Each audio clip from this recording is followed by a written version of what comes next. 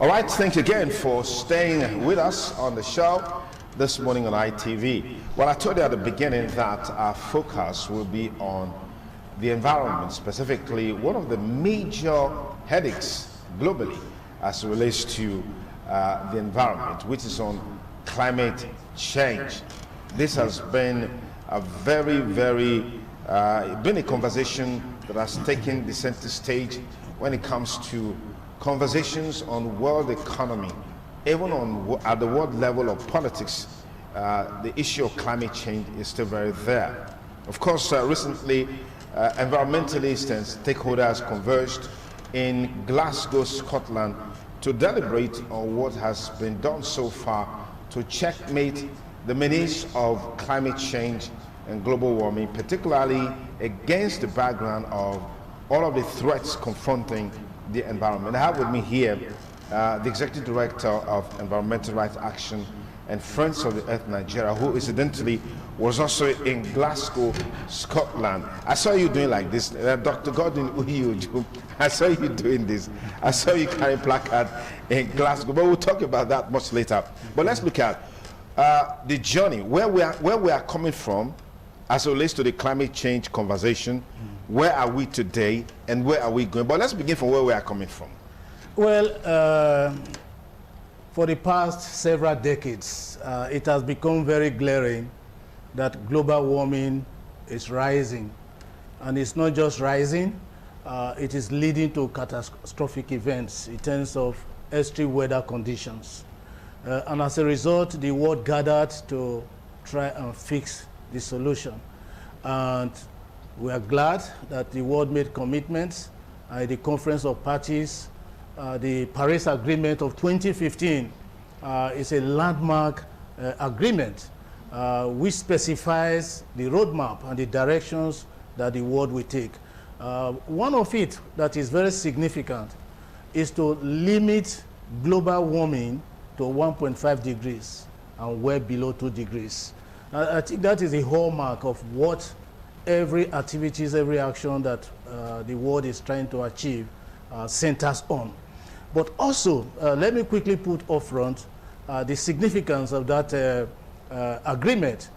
It also specifies from Copenhagen Accord of 2009 that the rich countries will provide $100 billion for climate finance to be able to address mitigation and adaptation measures. Sadly, we went with Glasgow with great expectations, but in spite of it all, the $100 billion was not on the table. And this is overdue since 2020. And that is why many people have termed this COP26 as a very serious setback that led to a lot of disappointment, especially from poor countries, Africa and Asia. Fantastic. When we talk about climate change, particularly from the perspectives of poor countries, the biggest polluters should also spend more. I'm sure that's what gave birth to the $100 billion that you said is not on the table. What is the level of commitment to cleaning the environment, cutting down emissions? China has leapfrogged the United States of America in terms of emissions into the environment. Is it possible for China and the US to agree on this? Because it looks like they are on separate paths as it relates to this. I think you have asked a very difficult question because the issue remains, how will the world continue its pathway of economic development? And China, India, they are saying that US, Canada, United Kingdom, name it, the rich countries, you have used fossil fuel, oil, gas, coal for your development. Now you are saying we should cut back. Give us some time. You know, the US account for about 30% of global warming, of carbon dioxide in the atmosphere, which, as you said, China has just recently overtaken. But what is significant in all of this is that Africa contributes about 4% of carbon dioxide in the atmosphere. So the polluter pays principle is paramount. And what I see as a problem is that the science is there, the science has paved the way, the science has provided a roadmap, but the political decisions are imprinted upon by economic considerations. So the US, the China, how will they agree? They are each talking and creating pathways of economic development for their countries and leaving the poor countries to continue to suffer. That is the bane, that is the problem facing climate change solutions. So in a sense, COP26 was a failure. So much so because for poorer countries, they went back home, they went there cap in hand, and they went back home, the cap empty, so to speak. But I wouldn't say that of rich countries, because what we see is a gradual transition of moving away from political decisions and putting development parameters, development indicators, development leadway in the hand of corporations. So if the $100 billion US is not there for poor countries to use, it then means that the rich countries are relying on their transnational corporations to go in there and harvest the poor countries in terms of market expansion, market opportunities, and this is part of what is a problem. But let me give you an inkling of how negotiations is done so that you understand. It is done at complex levels. The Conference of Parties simply refers to heads of governments. So there's a level of negotiations at governmental level headed by the president and the heads of states. From that level, the ministerial council of various countries build up to that conference. And then you have layers of corporations. This is a meeting of government by government, but you have layers of corporations. You have layers of people who are trying to influence policy. You have layers of civil society groups. So in all of this, profit has been put ahead of people. Profit has been put ahead of the environment. So in all the decisions that you think about, the four solutions that we talk about, geoengineering, is all about market expansion. It's all about making money while addressing climate change, rather than to confront it frontally. I think that is a problem we are facing. Where are we on the part of this conversation that further, expenditure of funding by multinational corporations in the exploration of oil, gas, and coal and all of that should be paused? It looks like there seems not to be any headway in that direction. Fortunately, there is some headway in that direction. The Environmental Rights Action, yours sincerely, have been campaigning for leave oil in the soil for decades. And the Paris Agreement did not so much recognize that. But in the Glasgow meeting, I'm pleased to let you know that civil society input in terms of pressuring government achieved some level of success. First and foremost, the host country, United Kingdom, along with some dozens of countries and corporations, has pledged to remove private, public finance, government finances, loans and subsidies from fossil fuel, oil, gas, coal, in overseas development. Okay. Meaning that they will continue to do it at their local level, but they will no longer be pushing and driving fossil fuel development that is leading to extensive carbon release in the atmosphere. And that was one aspect that I thought was good. The second aspect that was good is that for the first time, fossil fuel in terms of coal made it into the Glasgow Agreement. There was a text, the proposed text was, let us agree in unison to phase out coal by a specific period of time, 2030, 2050.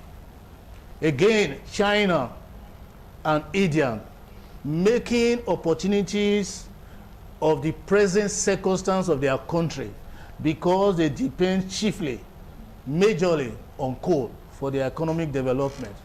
So they have vetoed it and kicked back. So instead of phase out, we have in the document phase down. Phase down. What's the difference? The difference is that phase out will demand more urgency and urgent mitigation measures, pledges, whereas phase down require a gradual process. Phase out might entail 2030, 2050, but phase down is talking about 2060, 2070.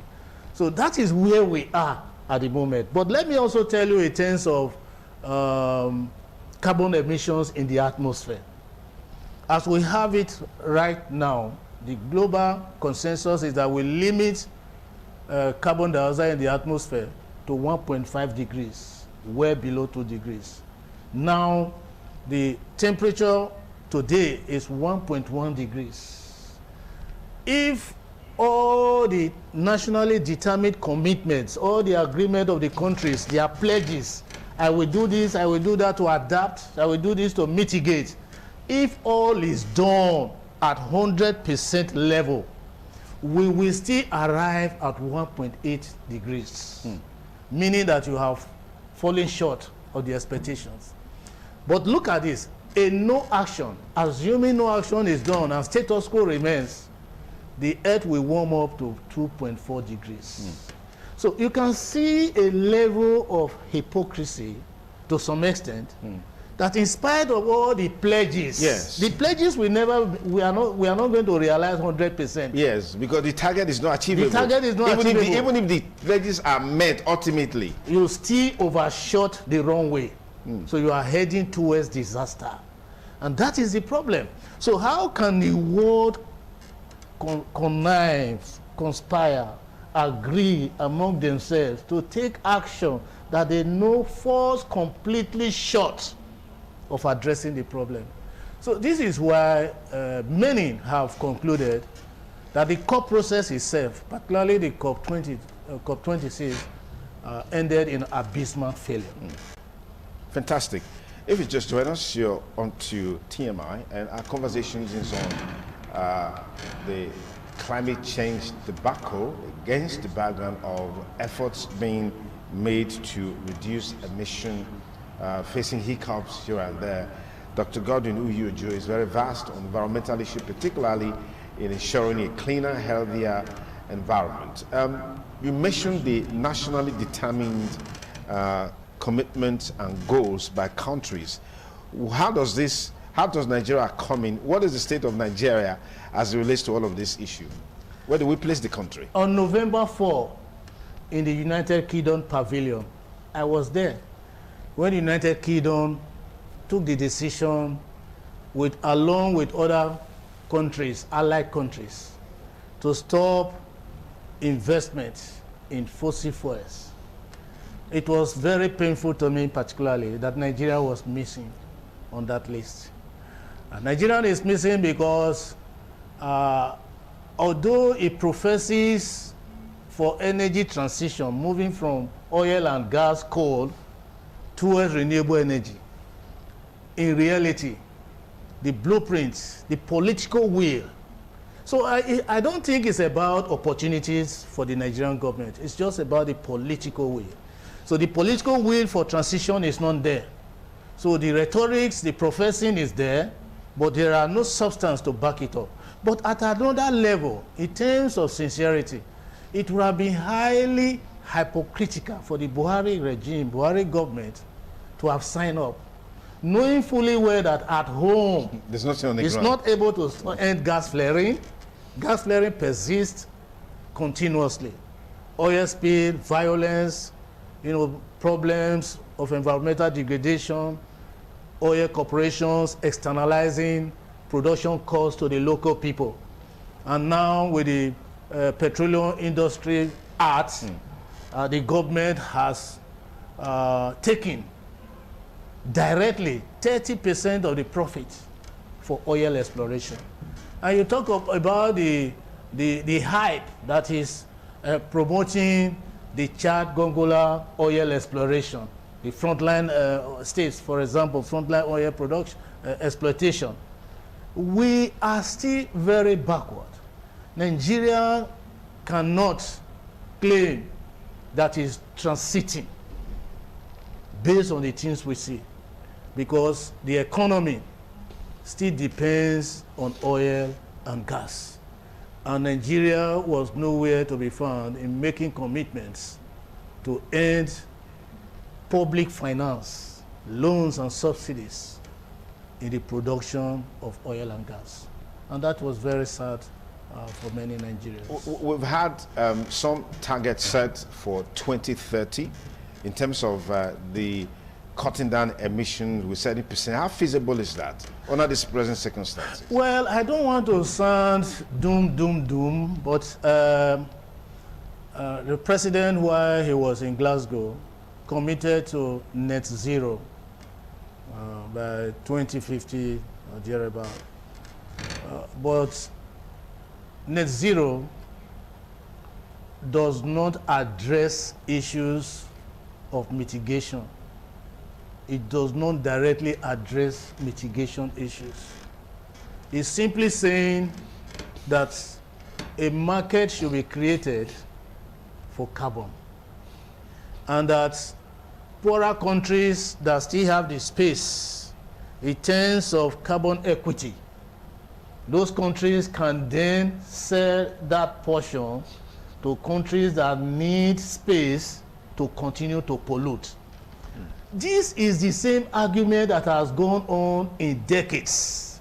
It simply means pollute in the north and plant trees in the south. So no work done. Nothing. There's a balance. So that we pay you some money so and then we continue to pollute. And we continue to pollute.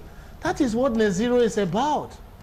Net zero is looking for how a country will score zero because it has been able to discount its carbon dioxide space and pay it elsewhere. So again, these are four solutions. We must address the science of climate change. And the science of climate change simply says that all efforts so far fall far below expectations. Okay, let's quickly look at the Ogoni cleanup issue, because that's one issue that has continued to be at the front burner. I mean, back home, looking at the years of pollution and the impacts made, you want to expect that with the UNEP report that came out, and then some of the efforts that have been made so far, we ought to have seen more in terms of what is on the ground, what is being done. What's your assessment of the situation? Well, since the UNEP report came out in August 2011, the Environmental Rights Action has been consistent in providing research, providing documentation, policy briefs to our policymakers on the state of affairs. So we have been there all along, including the formation of HIPREP, our suggestions that it should be moved away from petroleum industry and moved into Ministry of Finance, into the Ministry of Environment. So all this has been our background contribution to the process. But come 2019, as the cleanup started, the pledges of $200 million per year began to roll in. It was not so surprising that the cleanup process was highly politicized. It became a means of political patronage in a way that the cleanup process has been seriously marred. UNEP reports not only say that the environment was polluted, a consequent monitoring report of United Nations Environmental Program says that HIPREP was not prepared. HIPREP has no capacity to clean up a complex toxic of cleanup in the magnitude of the Ogoni cleanup. So what are we talking about? Say they lack capacity. And then we did what is called key performance indicators to help the process. And we talked about the environmental considerations. We talked about livelihood restoration. So the question is, how much of the environment has been restored? How much of the livelihood has been restored? How many people are benefiting as we speak in terms of the cleanup process? HYPREP and its officials are unable to answer those questions. So by and large, the huge sums of money expended by the federal government to do the legacy project of the Ogoni cleanup is also a failure. And this is where we are. This will shock you. The Shell staff that was the head of operations for Ogoni cleanup in the days of the pollution while Shell was in operation on Ogoni land. Don't laugh. He is now the director of HYPREP. So you're making a man to be the judge of his own case. He's now the director of HYPREP. And as we sang to high heavens, we protested, but the powers that be have their way. As we speak, he is a former Shell staff, is presiding over. But is it not bringing on and this board? Is glaring. No, this but is it not bringing on board his wealth of knowledge and experience as someone who has handled that aspect of the job, even at such a multinational company? You have clearly stated the business case in support that why it should be done. No, I'm asking a question. But, I'm not saying I'm in support. I'm asking a question. But you didn't hear me clearly, so okay. Let me make it clearer. Okay. The staff responsible for the cleanup of the same area that they are cleaning up now, that has been certified clean up in the past, that same person is in charge now. Of HYPREP? Of HYPREP. Interesting. So you can see that that person ultimately will represent Shell, and in so doing, the process will likely have been compromised. All right, let's quickly, because you know, all of these issues are interrelated and interconnected. You mentioned a while that the world is talking about moving away from oil, gas, and coal. In fact, there are already commitments in that direction. Transition to cleaner energy, the energy transition conversation. Where are we in that conversation? I mean, taking a look at what is happening globally, with some countries already going the way of electric cars and all of that. Well, I would like to discuss on that a little bit, but I will dwell more on pathways, solutions. Where are we now? I think the situation will soon catch up on poorer countries, where in Europe it has already been decided, and they are working towards it, that by 2025, 2030, they will no longer be producing petrol, diesel engines. They are going to ban all of them. And then specific time from 2 years back up to 2025, 2030, the cars that are already in production, that are in use, they will be traded in, and they will have their electric cars. Now, there's a danger for poorer countries. Those cars that will be disused, that will be obsolete, that will no longer be of service in the economy of the rich countries, they will likely find their way to Africa in terms of what I have called energy colonialism. This is very serious, because those cars will find their ways to Africa, particularly in Nigeria, and we are not doing anything about it. In fact, if any country in Europe say we are bringing Chrysler, we are bringing Mercedes, we are giving it as support to the federal government of Nigeria, you can imagine the ovation that will follow such a Greek gifts. Okay. So this is the situation we are in. So in terms of renewable energy, how much of this renewable energy, solar, wind, how much of it are we producing? It's very close to nil, if not nil. All we are doing is to create market expansion for European countries, and many a time this becomes a dumping ground. China, US, Europe, India, everybody is clamoring for the market. Now, this is where I think Nigeria have greater opportunity. We have the population, we have the human resources, we have the capital, we have the sunshine. Sun is shining on a 24 hours on a daily basis. So I am in particular imploring the Nigerian government to decentralize the energy system. What do you mean decentralize the energy system? Decentralize the energy system in ways that allows energy democracy, that you and I, communities, can produce their clean energy in mini grids or off-grid systems. Stand-alone household units. This is already in operation, but on a very minimal scale. So a decentralized energy system will allow ITV station to have its own energy station. Clean energy that will produce its energy without let or hindrance, without having to tie your legs and your hands to the Jenkos and the discos that you have that are dancing and making money while they profess to be providing little or no service. So where are we?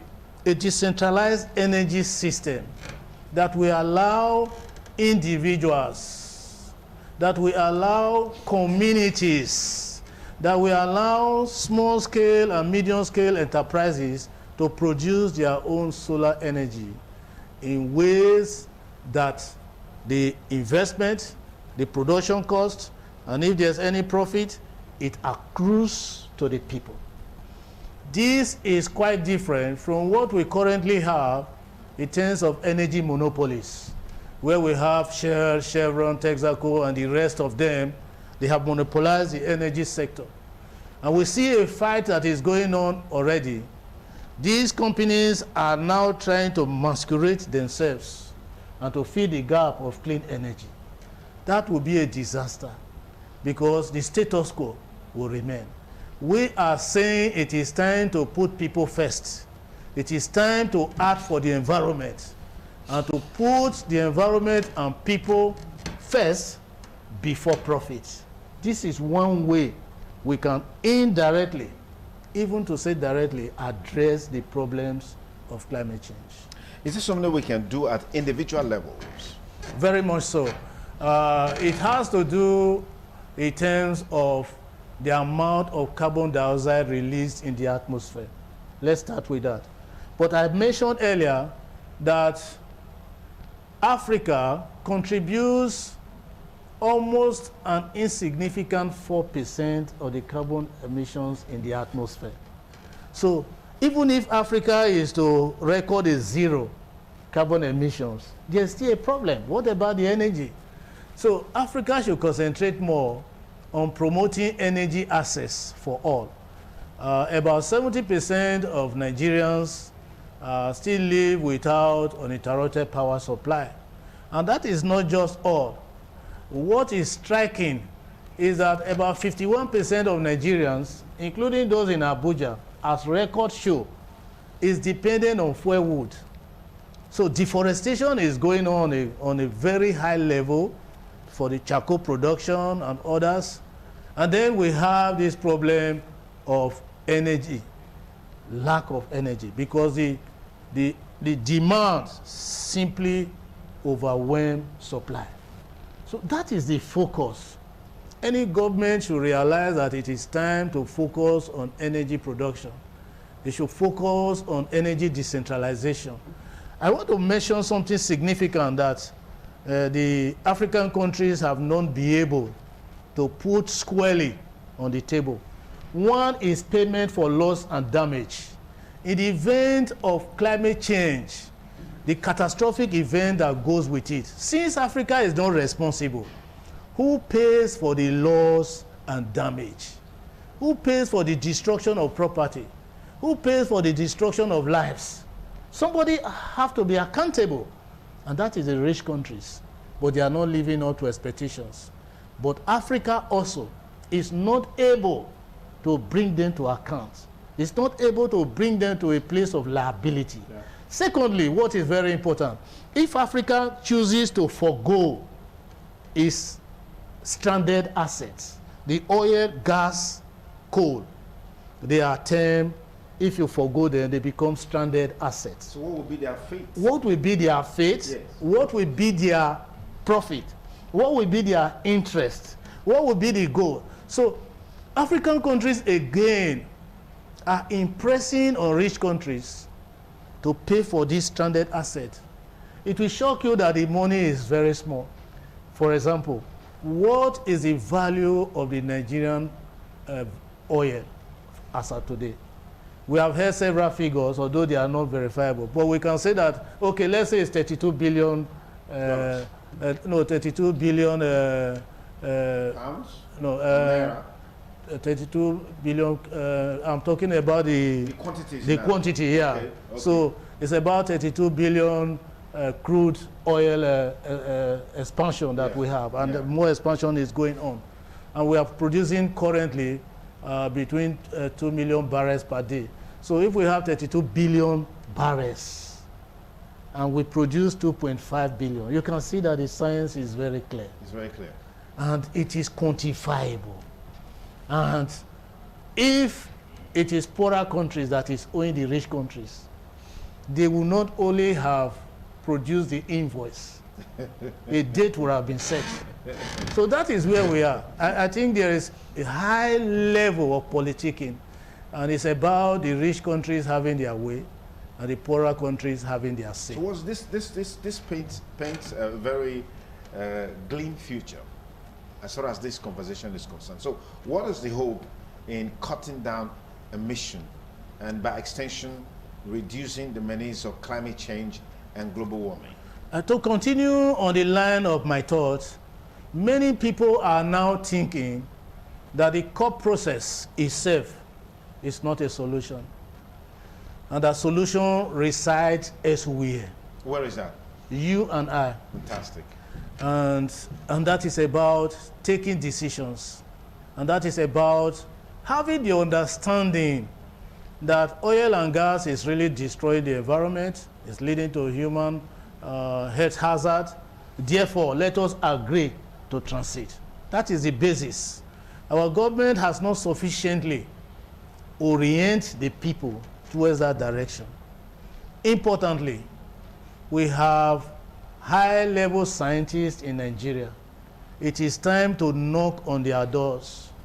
It is time to challenge them, because the whole essence of this transition is being driven by technological advancement. Where are we in terms of technology to drive this transition? Are we going to rely on Europe and America to continue to supply this technology? Yes, Paris Agreement says so, that they should provide the finance, mobilize finance resources, provide capacity building and the technology. But these are mere slogans. In reality, they are using their corporations to trade with countries. And this is where the problem is. Nigeria should learn and start thinking about a post-petroleum economy. I'll dwell exhaustively on this in my book titled A Post-Petroleum Economy for Nigeria. It is time we continue our economic growth, discounting oil, that is making economic projection as if Nigeria no longer have oil. Fantastic. Well, I want to say big thanks to Dr. Godwin Ujo, who's the Executive Director of Environmental Rights Action and Friends of the Earth Nigeria.